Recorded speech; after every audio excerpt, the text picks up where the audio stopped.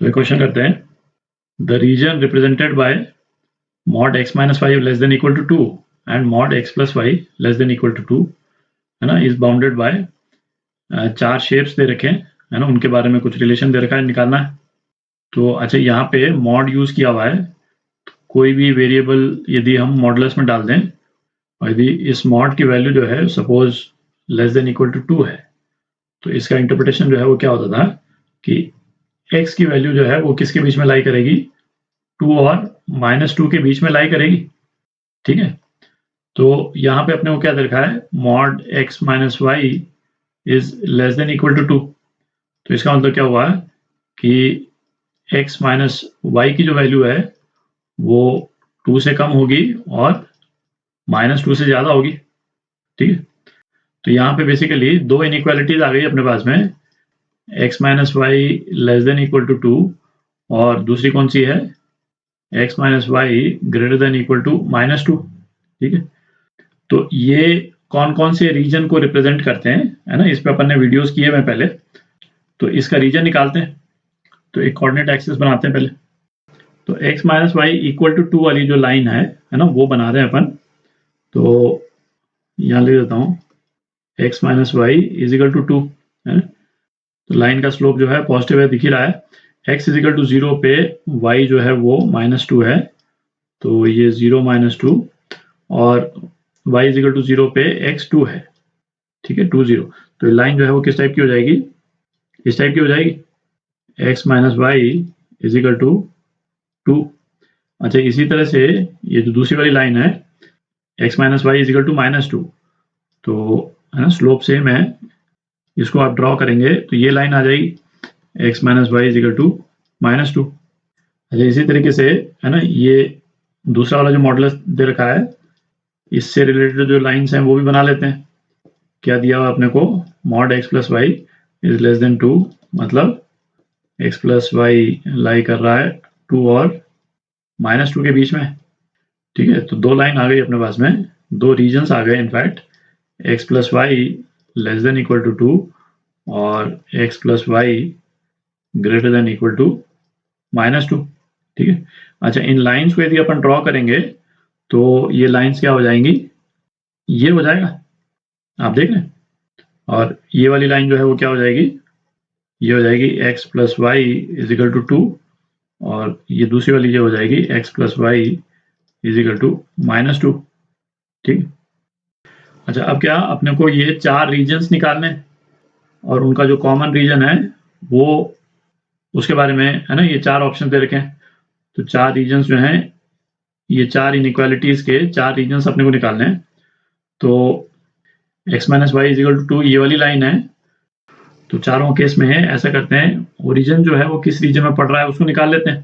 ठीक है, तो x minus y less than equal to 2, इसमें यदि ओरिजिन की वैल्यूज यदि अपन डाल दें तो क्या आ जाएगा, लेफ्ट हैंड साइड में आ जाएगा 0।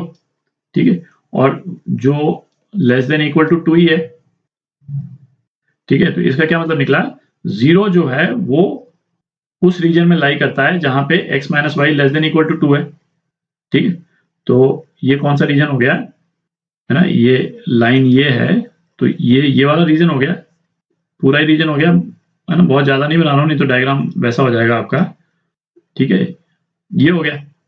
अच्छा, इसी तरीके से x minus y greater than equal to -2, origin यदि अपन डाल देते हैं तो ये अपने पास में क्या आ जाता है, लेफ्ट हैंड साइड तो 0 हो जाती है और राइट हैंड साइड क्या है, -2 है।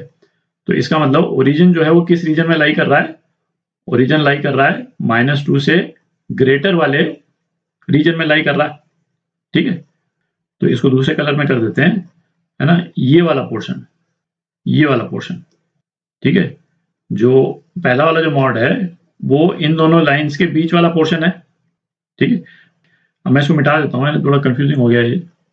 तो बेसिकली क्या आ रहा है, ये पहली वाली जो इनइक्वालिटी है वो ये वाला रीजन तो है ही, है ना, इसके बाद वाला मतलब बेसिकली दोनों लाइंस के बीच वाला रीजन है।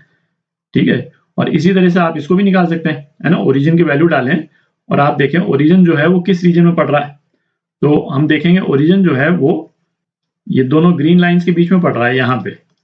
तो कॉमन पोर्शन जो है वो कौन सा है, ये वाला कॉमन पोर्शन है। ठीक है, अच्छा, अब आप देख सकते हैं इसकी जो साइड्स हैं वो 90 डिग्री एंगल बना रही। क्यों? क्योंकि दोनों के स्लोप्स यदि अपन देखें तो है ना, इसका स्लोप क्या है 1 है और इसका स्लोप क्या है -1 है। ठीक है, तो ये इंटरसेक्ट करेंगे तो प्रोडक्ट ऑफ देयर स्लोप्स ये कितना आ रहा है -1 आ रहा है। ठीक है, तो ये 90 डिग्री है और चारों साइड सेम है, तो स्क्वायर तो हो ही गया, ये तो दिख ही रहा है। अच्छा, स्क्वायर की साइड जो है वो क्या हो जाएगी, ये 2 है, ये 2 है, तो ये है 2√2 है ना, तो स्क्वायर ऑफ साइड लेंथ 2√2 है ना, यही अपना आंसर हो गया। तो एक क्वेश्चन करते हैं, 2 लाइन्स है ना, 2 लाइन्स दे रखी है अपने को और दोनों लाइन्स के इक्वेशन में एक ए, एक और एक्स्ट्रा वेरिएबल है।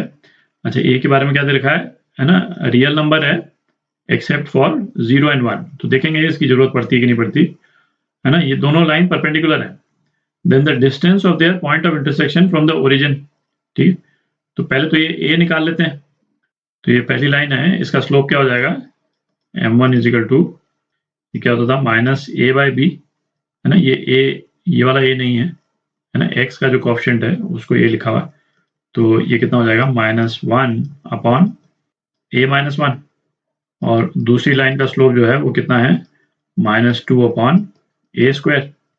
दोनों लाइंस परपेंडिकुलर हैं तो m1 m2 -1 के बराबर होगा, तो इसका मतलब क्या हो गया m1 m2 मल्टीप्लाई कर देते हैं a² इंटू a-1 है, तो इसको क्या लिख सकते हैं अपन a² a-1 plus 2 equal to 0, तो ये क्या हो जाएगा a³ minus a² plus 2 equal to 0, तो इसको क्या लिख सकते हैं अपन a+1 a² minus 2a plus 2 equal to 0। ठीक, तो इसका एक सॉल्यूशन तो आ गया, लेफ्ट ब्रैकेट को 0 से इक्वेट करने पे a इजिकल टू -1 की वैल्यू आ जाती है, तो a की एक वैल्यू तो ये आ गई।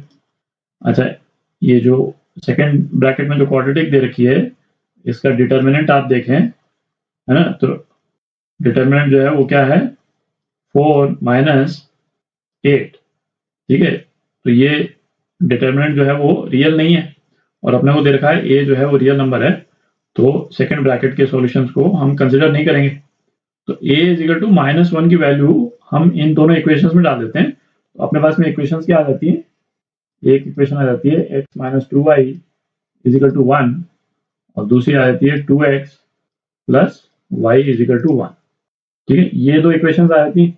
अच्छा, इन दोनों इक्वेशंस को अपन सॉल्व कर लें पॉइंट ऑफ इंटरसेक्शन निकालने के लिए, तो x और y की क्या वैल्यू आ जाएगी, x की वैल्यू आ जाती है 3/5 और y की वैल्यू आ जाती है -1/5।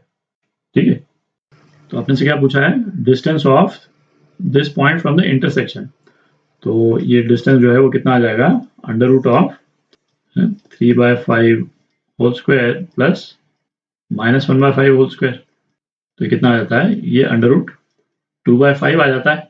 ठीक है, तो ये आपका आंसर डी पार्ट।